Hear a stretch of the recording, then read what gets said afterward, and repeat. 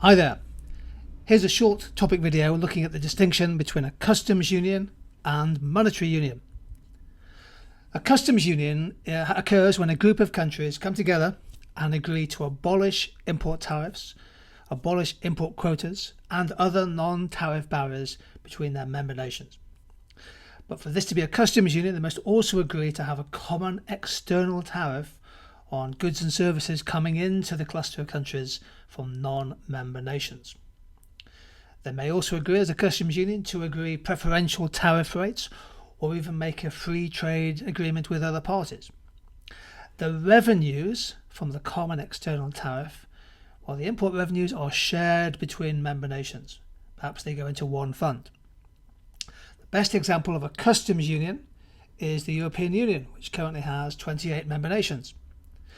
NAFTA, the North American Free Trade Area, is probably the best known example of a free trade agreement, but it's not a customs union because the three countries, Canada, the USA and Mexico, they don't share a common external tariff.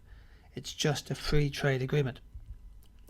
A monetary union is a group of countries that come together and agree to share a common currency, for example, the euro, which came into common circulation in 2002.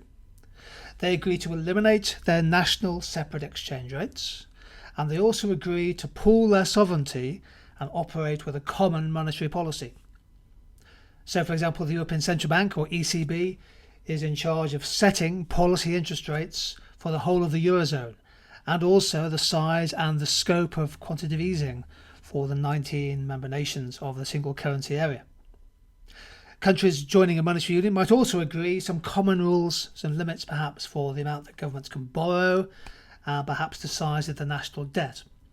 But we'll look at that under a separate topic video under the topic economic convergence. The key point is that a monetary union is a deeper stage of integration between countries. It's a much deeper integration than, for example, a customs union. This chart's really good at showing the current position. It's a kind of Venn diagram of EU membership groupings. So, for example, the 28 nations inside the EU, including the UK. The UK is outside of the single currency, but inside the single market and therefore inside the customs union. Countries such as Poland, Hungary, Romania, Sweden are inside the single market, outside the single currency.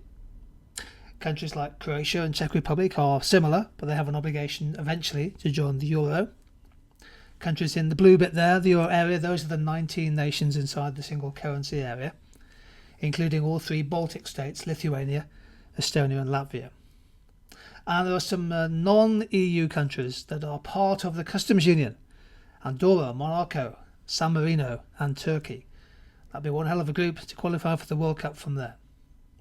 So this shows the difference between a customs union and monetary union, an important distinction to make.